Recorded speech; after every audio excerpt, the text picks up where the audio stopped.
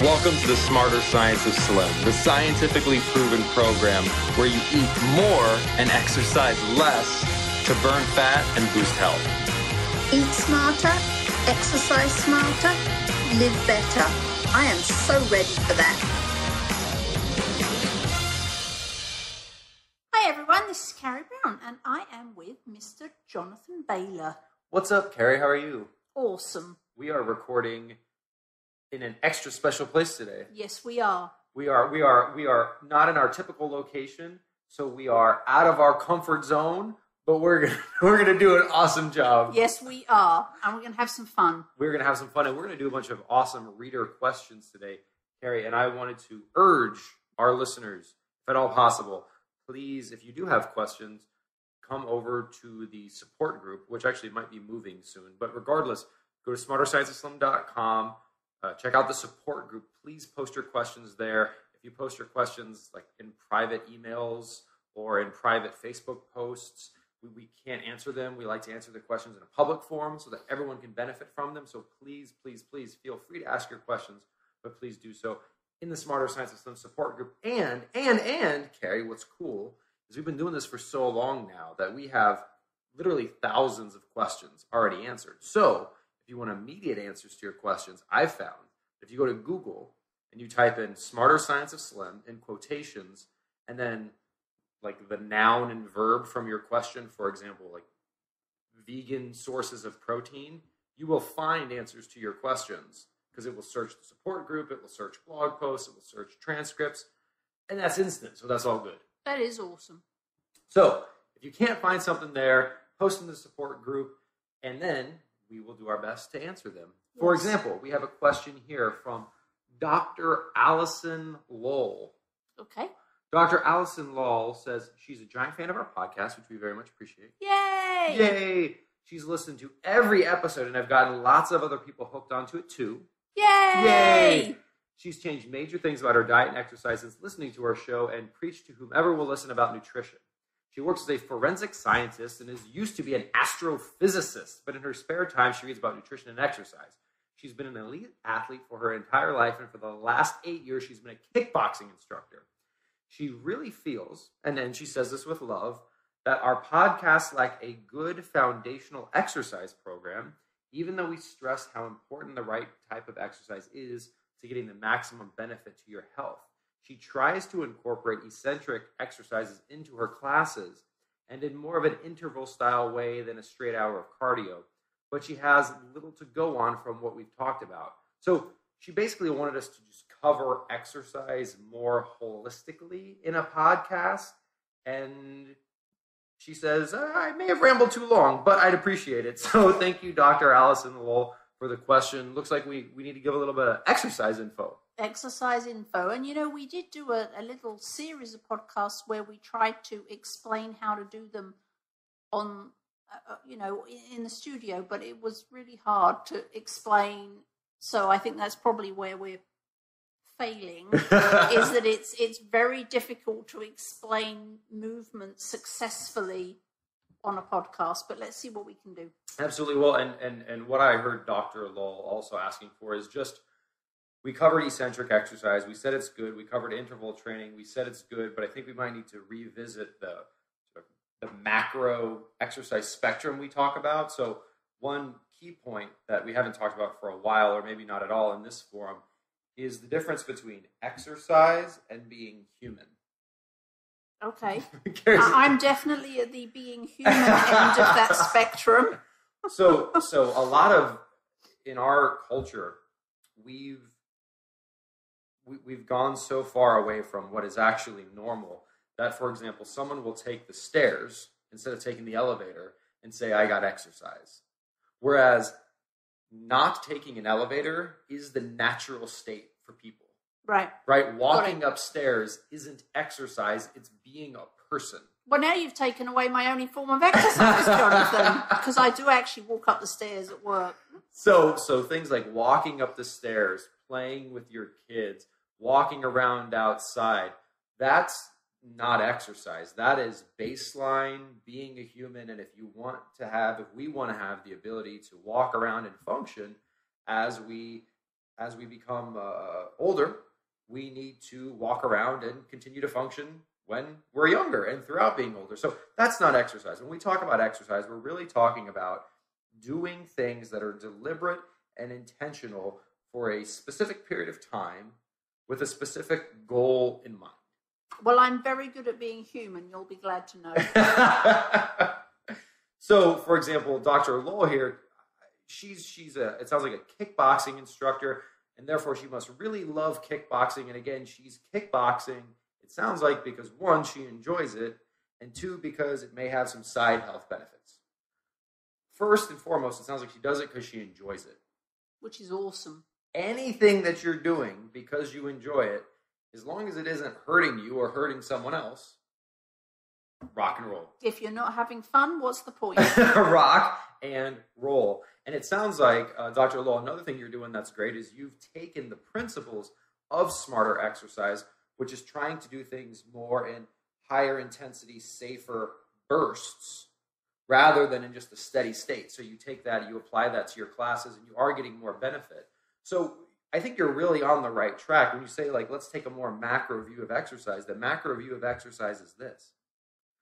The more intense and safe the exercise is, the more beneficial it is for your health, fitness, and fat loss. Bottom line. So Carrie always says, and she put this brilliantly, resistance, not reps. Yep. Resistance, not reps. Resistance, not reps. So I don't care what form of modality we're doing. Recently, some people gave some feedback that they weren't so happy with how we talked about TRX. Didn't mean to throw TRX under the bus. The point is just any form of exercise that makes it easier to increase safety and increase intensity, we like. Any form of exercise which decreases those two things, we're not as big of fans of. So however you like to move your body, do it. Movement is critical. And if you want to maximize the benefits of it, do it as safely as possible and as intensely as possible. But it's not just that we like or dislike things, it's that they're more effective for reaching our goal, which in this case is burning body fat. Exactly, and that global metabolic healing. And I really thank you for calling that out, Carrie. I should not have said like or dislike. We here just try to communicate what the science shows, and the science shows unambiguously that the more resistance you use, the more muscle fibers you activate, therefore the greater hormonal response you trigger, and therefore the better results you get. I think that was a first. I was more specific than you, Jonathan. I love it. So, Dr. Lowell, hopefully that is helpful. And remember, again, just to pop up a level, movement is baseline. If the choice is between moving in a non-eccentric or non-interval based way and not moving at all, move. But if you can take your preferred form of movement, your preferred form of exercise, and apply the principles of eccentric and smarter exercise, aka do it safer, do it with more resistance, and therefore do it for shorter periods of time, because it should be physically impossible to do more. Resistance, not reps. Boom, you're good to go. Good to go. Carrie, look at that. We talked about exercise, and you contributed significantly. It's a miracle. Look at you. You're beaming now. A convert. You're a convert. But let's not go too far. Next question here, and again, my apologies if I ever mispronounce anyone's name. This is from Kate Klosterman, who says, "Hello, Jonathan and Carrie. I am a type 1 diabetic on an insulin pump. Therefore, no matter what I do, I will not be able to conquer this type of diabetes. I produce no insulin at all." And yes, Kate is again, type 1 diabetics are individuals who, this is not a lifestyle disease.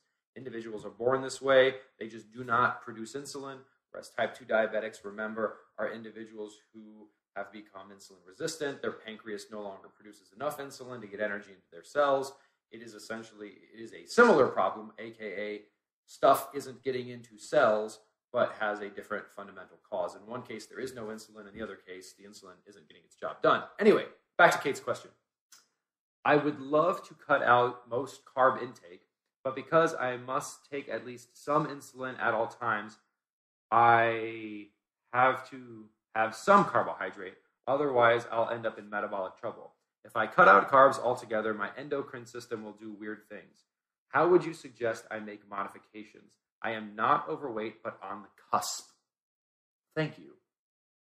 I have nothing. I wish I did. I wish I had some brilliant answer, but I am relying on my podcast mate over here to sort that out. But Carrie, I actually think you have maybe more insight here than you realize, because Kate in her question says, like, I can't cut out carbs completely. The good news is... Well, you don't want to. Exactly. No, we don't. We eat carbs. We just eat a certain type. And in fact, eating sane carbs is the single most important aspect of a sane lifestyle. That's our non-starchy vegetables, right? So, Kate, absolutely, I think there's good news here, because no one's asking you to cut out carbs completely. In fact, the research is quite clear that carbohydrate found in the form of non-starchy vegetables is the sanest substance available to you. So if you need to eat carbohydrate, awesome. Let's just make sure you're focused on getting it from non-starchy vegetables. Remember, those are vegetables you could eat raw. And then lower fructose fruits, such as berries or citrus. And of course, you'll also find carbohydrate in low sugar dairy products, as well as nuts, seeds, things like that. Awesome. Love it. It's all good. That sounds yummy. Carrie, and while we're talking about non-starchy vegetables, can you tell me a little bit about beets? Because someone the other day was talking to me about beets, and I know you, like, beets is a non-starchy vegetable, that, or maybe it's semi-starchy. I don't care. Either way, it's sane. You use beets in ways that I would never imagine. And you hide them in foods in a cool way. Can you talk about that a little bit? It still weirds me out when you say beets, because in England they're beetroot. One word, B-E-E-T-R-O-O-T. So right. Beetroot. Beetroot for those across the pond. Love beetroot. I grew up in a house where my father grew beetroot, and there's nothing that rocks my world more than freshly cooked beets. Just that's it. Just freshly cooked beets. I think you might need to get out more, Carrie, if nothing rocks your world more than freshly. I'm talking about food. Oh, okay. Jonathan, anyway, yes, let's move on from that. Food. So love them. I love to eat them, just as I say, cooked, and eat them fresh. Peel them, cook them, peel them, eat them. But I also made, and I don't mean to brag, but I made this beet and tarragon soup, which was just awesome. And in fact, you tried it. And it was incredibly colorful and it was incredibly purple and beautiful. And beets make a fantastic soup, and it actually makes a very creamy soup too. So it's very, very filling, very, very tasty. And I'm also, which you also tried, I made chocolate cake.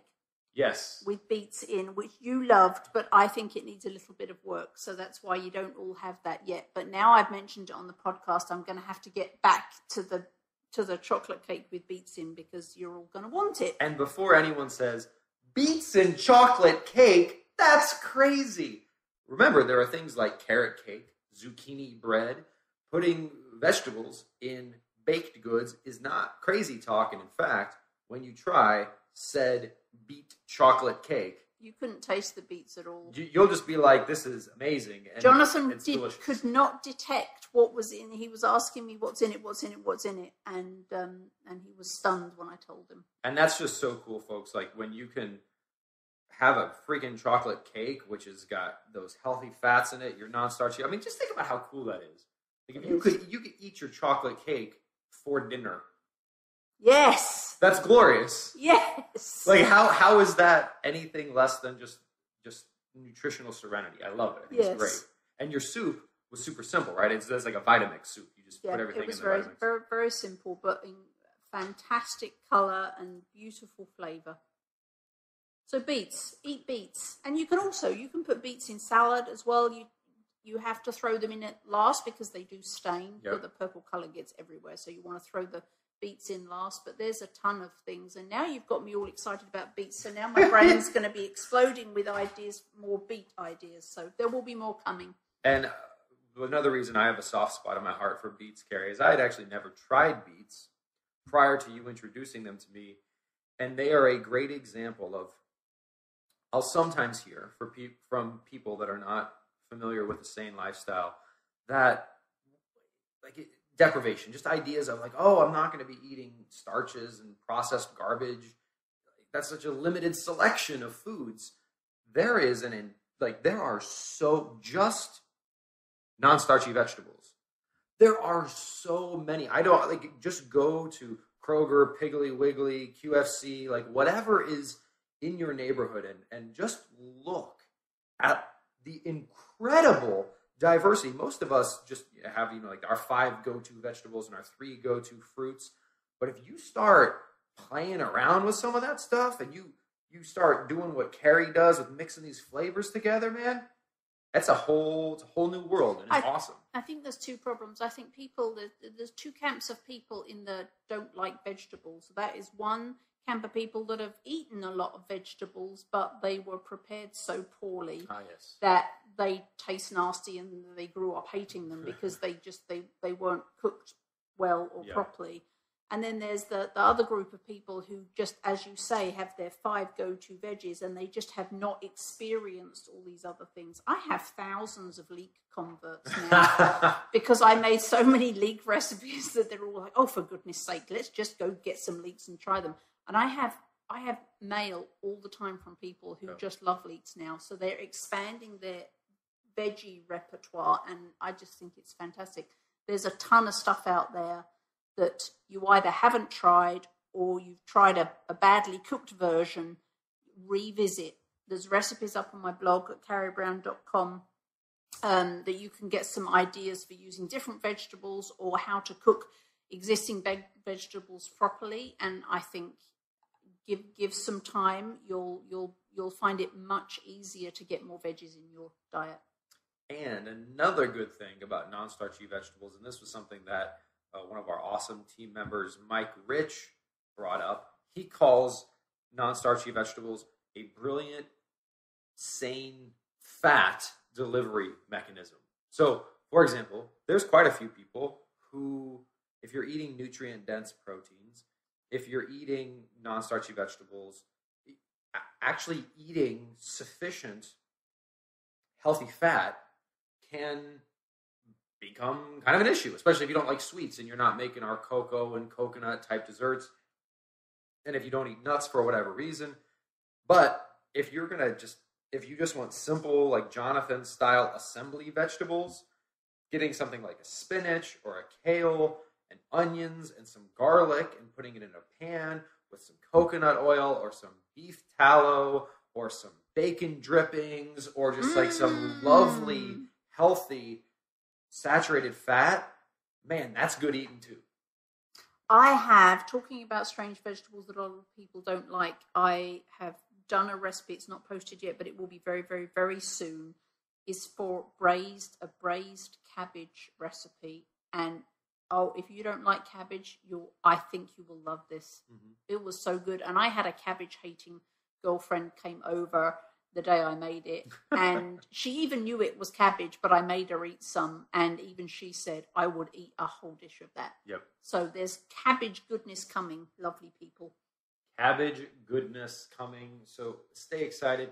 Carrie, we've got time for one more question this week, and this question is from the lovely Zoe Rhodes. Zoe says, hi, I've been finding it difficult to start my journey. Often I start and I'm great for a few days, and then something happens and I fall off the wagon. Do you have any tips? Maybe I'm trying to make too many changes. My first response to that would always be, it is so much easier to stay sane if you clear the house of anything insane. Mm-hmm. If you're stuck, for want of a better word, at home and the only things you have are sane, it's so much easier to just stay there. And then over time, 2 or 3 weeks, you will find that your taste buds actually change and you are no longer, the cravings will stop and you won't want so much sweet stuff, and that will help you. And I find that when I do that, and I know Jonathan is the same, that you actually no longer want the insane foods. Yep. But for number one for me would be, get rid of everything insane in your house. Take it to the food bank. Give it to people who don't yet have an interest in eating healthy. Just get rid of all the insane food. Stock your house with sane foods, particularly things that are easy. Jonathan's assembly is good when you get started because you don't you want something that you can quickly eat and stop any cravings that you have. And then over a very short period of time, you'll find that you will just want to stay that way. Love it. Love it. And here's an analogy which may be helpful for folks. When we think of going sane and getting eccentric, it's really we're learning a whole new language. I mean, like, we've heard a language of eat less, exercise more, low fat, protein is irrelevant, eat your whole grain. That's the language we've been taught over the past 40 years. Now, if I were to tell you, Zoe, or if you were to tell me, Jonathan, I want to learn Spanish tomorrow. Like, you're not going to learn Spanish tomorrow. No one can learn an entirely new language in one day. And in fact, if you were to try, like if your goal was tomorrow, by end of day tomorrow, I'm going to be fluent in Spanish, you would, quote unquote, fall off the wagon. I would argue you didn't fall off the wagon. In fact, that wagon was never even, it would never be possible to get on that wagon if that was the approach. So I think a lot of us say, like, tomorrow I'm going to be sane. 100%. 100% sane. And what I'd highly recommend, and this is why we recently put out a free 28-day program where we step you through, you can just sign up for it on the website, smarterscienceofslim.com. We send you emails where it's just, on Monday, do this one thing. On Tuesday, do this one thing. Make your goal. And when I say do one thing, like listen to one podcast, watch one of our videos, read one blog post, read one chapter in the Smarter Science Slim if you already have a copy, or in the Calorie Myth when it comes out. Commit yourself to, for 21 days or 28 days if you sign up for our free program, one thing. One thing every day for 28 days. And on day 29, I think you'll find that you're not only on that wagon is cruising on down the road in a way you never anticipated. And another thing you can do, another little one thing you can do is go up to my blog, pick some recipes, pick one recipe a week, one new thing. This week I'm going to cook this from Carrie's blog, and here's what I need to go get from the store to get it. And every week you do one new recipe, and then you'll very quickly find that you have a whole repertoire of sane dishes that you know how to cook and that you enjoy and that you love eating. And so it will become, just organically, it will become more natural to you to eat that way. It's so critical to take those small, sustainable steps. Just one more analogy, because you know I love my analogies, Carrie. If dear Zoe's goal was to run a marathon, and tomorrow she said, I'm going to run a marathon, she would feel like she fell off the wagon. Right. She didn't. That's not how people work. We can't just go from 0 to 100. We've got to take those gradual steps. Sit down for 20 minutes, write down one thing you can do. Not even 20 minutes. Sit down on Sunday night, and for 5 minutes or less, I'm going to do this one thing on Monday. I'm going to cook one Carrie recipe on Tuesday. I'm going to watch one video on Wednesday, or just sign up for the email program and we'll do it for you. Easy? Easy. Love it. Folks, go ahead, Carrie. Be kind to yourself. Be kind. Because this isn't a race. You need to. Yes. Beating yourself up is not going to help you in this endeavor. So be kind to yourself. Carrie, the fact that you said it's not a race is so key, because really there isn't a finish line. Right. That's kind of the point. You have your own personal finish line, but no one else is running towards that. Exactly. Well, and I think what most people find too is that this idea that there's a finish line, that like you've achieved fitness or you've achieved health. Like, this is just a lifestyle. Like, this is just what we keep do. on going. Exactly. Yeah. So, well, folks, we talked about exercise and how to apply that to all different forms of movement that you enjoy, about type 1 diabetes and how you don't need to give up carbs. In fact, you need to embrace the right kind of carbs. Talked about beets and how they're glorious. Yes, they are. And how chances are none of us are falling off the wagon. We might just be trying to do too much too soon. I love it, Carrie. Awesome. Folks, thank you for joining us this week. And please remember, this week and every week after, eat smarter, exercise smarter, and live better. Chat with you soon. See ya. Wait, don't stop listening yet. you can get fabulous free SANE recipes over at carriebrown.com. And don't forget your 100% free eating and exercise quick start program, as well as free, fun, daily tips delivered right into your inbox at baylorgroup.com. That's BAILOR group.com.